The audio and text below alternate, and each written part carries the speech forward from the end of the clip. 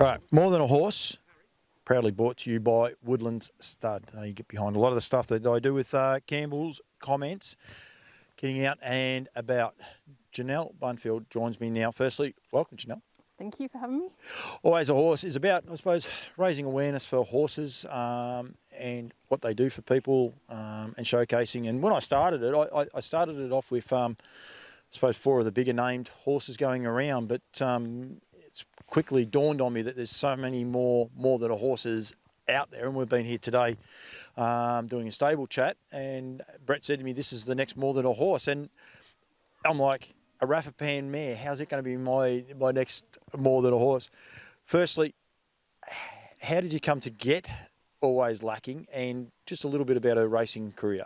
All right, so we moved here in 2007, and we'd been out on the town on a Saturday night, and there was a mixed sale at Concord on the Sunday. So we were very hungover, and I'd already picked one out, and he was also a Wrath of Pan, and he ended up being Hatter Barry, who's now living a life of luxury as a riding pony. And Brett seen this filly walk in. They were only weanlings at the time. She would have been this wide. He said, I like her, $500. So yeah, that's how she come about. Early on, we could have sacked her that many times, she just could not get out of her own way. Brett had gone away for the weekend and I was here by myself, and I went out to hobble her. I couldn't get down off the tyre rail. I thought, what are we doing? Anyway, we pressed on, and I guess long story short, she's made this farm what it is, and without her, I'd be pretty lost. I don't know about Brett, but yeah. That's one of the things about More Than a Horse, is that they are more than a horse. You say without her you wouldn't have this farm, and you like it's basically her progeny. She won 23 races from 50 starts, so very, very modest performer in that right. She won 5 seconds and 4 thirds. So nothing to write home about. Nothing bad though. I mean, a lot of people would love to have a horse that won 4 from 49 as well. But you know, I spoke to you today, and breeding's not something that interests you or anything. So how did you come to decide you were going to breed with this mare? We'd sent her to Menangle when Peter Walsh was at Menangle, and she won 2 there. And when he sent her home, we thought, oh, do we press on, or do we get her in foal? And that's when we decided we'd get her in foal. At the time, we'd been offered a Stonebridge Regal service, and it was only that we rang Empire, and they just said, look, you know, we think you should go to Dawn of a New Day, which we did, and that ended up being Space Junk, who was a lovely little horse. We ended up selling him to Perth. We then went to Artistic Fella, which was Yeah Whatever. Again, sold him to Perth. He lovely, like he was doing a job here, but when the money was offered, we said see you later. The next one was a Big Jim, and Sure Sounds Like a Lie. So again, she was probably out of all of them, she was more of a pit pony than anything else. We ended up selling her to Aaron Bain in South Australia, so one of his 100 Club was the first horse that they had there. So she went over there and did an okay job. They had a few issues with her, and she died last week. Then we had Courage Under Fire, and without the ta. So Mater was his stable name out of Cars. Again, got offered some pretty good money for him. So he went to Perth as well. Then we went to Captain Treacherous, and he's probably the pick of the bunch, one too many. So he done a good job for us, and then the money come. So we sold him a couple of weeks ago. And then there's a Rock and Roll Heaven, but she's a bit like her mum, she's going to take a bit of time. And then there's this one here, Better Than Cheddar. Yeah. That's very shy and very... So you can rattle those off. And the foal's making it very hard. It actually looks like Mum's not there right at the minute. It's okay, don't stress. I can work the camera around it. It's fine, it's very, very cute. You can rattle those horses off a lot, and people say, oh, well, it's only a cash cow. You don't sell them easily, do you? It's not the sort of thing that you've done. You've got a young family, you've got 2 young boys, and you've set up a business here and a property here. And this is where they become more than just a horse. They actually help you in your journey through life, don't you? And they actually can set you up and make a huge difference from a $500 outlay. Yeah, they can. And before the kids come along, you know, I'd get up and work the horses in the morning, and Brett used to do night shift. And I had her in the cart one day, and it was dark. It's about 5:30 in the morning. I had 2 litres, and she swished her tail and grabbed hold of the rein on me and started bucking.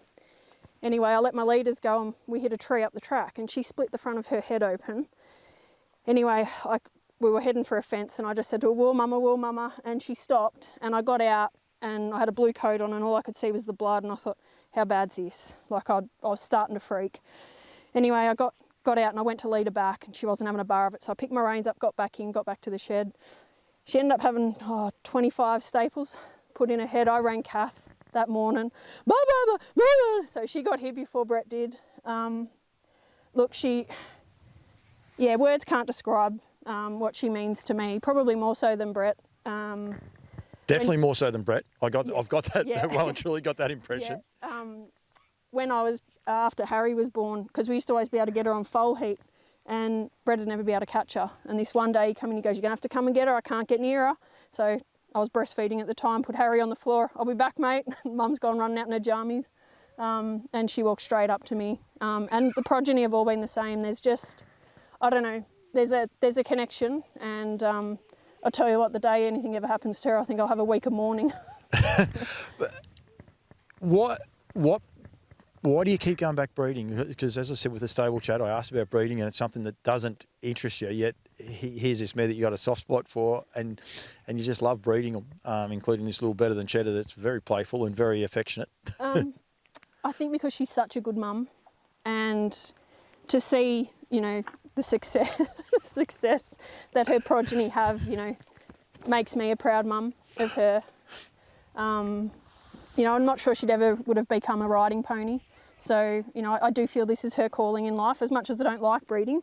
But the satisfaction is there when we do get one out of her that, you know, and it hasn't just been one. They've all been able to run a bit, and yeah, just chuffed.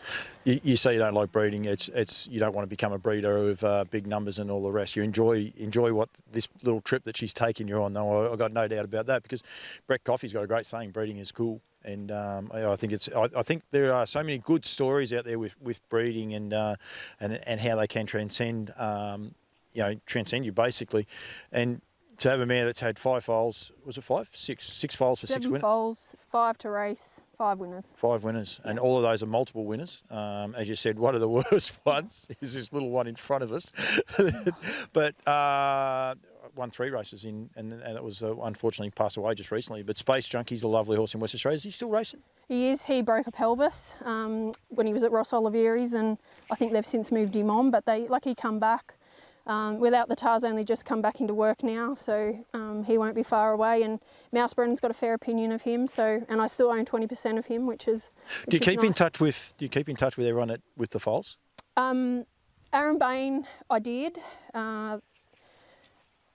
I try to, but it pulls at the heartstrings a bit too much sometimes. So when one too many left a fortnight ago, I was howling as they're putting him on the float. The tears are running, and the poor lady Helen said to me, "It's all right," and then she starts crying. So then it was, they mean more than what people probably appreciate, especially if you're not an animal person. Yeah, exactly, and it's not the dollars in the bank or anything along those lines. And it's like from what I've done today with the stable chat. It actually is. It's a business here. Sometimes you've got to do those business decisions and move them on or not move them on, and it does get a little bit tricky, doesn't it? It does. And look, we had a trip planned to Perth before COVID so that we could go and see. No one can see you right at the minute. It's all good. Don't worry. Without the tar. And the day that he loaded up on the truck, I just said to him, "It's not goodbye, mate. It's just see you later," because we were adamant we were going over. But yeah, they're like kids to me. And then all of a sudden COVID hits, and unfortunately you haven't been able to get to see him. But you will. It'll be fine. Those parts will move. This is a Better Than Cheddar, a very inquisitive Better Than Cheddar. If anyone's wondering, I've never shoot her away. I reckon she gets close to me and then she goes, "Oh, don't like the camera, I better run away." Run away from it. Is she in foal? She's in foal to Poster Boy. Poster Boy. You go to a range of stallions. Does anyone help you with those? Empire had been really good to us. We missed 1 year and we were going to go to Betting Line that year, and she didn't go in foal. We went to Poster Boy because he was local, fresh semen, just to have another crack. I'd like to go back to Treacherous, so that's my aim this year. Yep, and go from there. Yeah, but at the end of the day, they don't know who their dad is. So No, that's exactly right. Like Rafa Pan, there'd be a lot of people be scratching their heads, that's for sure. But I mean, they all produce and they all do different things. So from a $500 investment to a horse that's helping you guys set up a family and set up a life, and probably the worst part is the emotional attachment you have with the horses. yeah, Is that the part you don't like about the breeding? Is the fact that you get emotionally attached to these horses that you weren't, I suppose, anticipating? yeah, I think so. Look, Brett and I are very... Which is a plus. Don't get me wrong. It's actually a positive to what breeding is about. Yeah, look, Brett and I have been together a long time, and it's probably the love for me that makes our combination work like it does. Look, there's some here that I don't get along with, and I can't wait to see them out the gate, but there's not many. No. There's not many. Janelle, thank you very much. What is the better than cheddar that's going to come and have another close-up? No, she's not. She's going to run away. What is her stable name? Susie. Susie. So everyone will be looking out for Susie when she hits a racetrack by better than cheddar, that's for sure. Thank you very much. Thank you. As I said, this is More Than a Horse, proudly brought to you by Woodlands, and thank you very much, Janelle Bunfield. Thank you.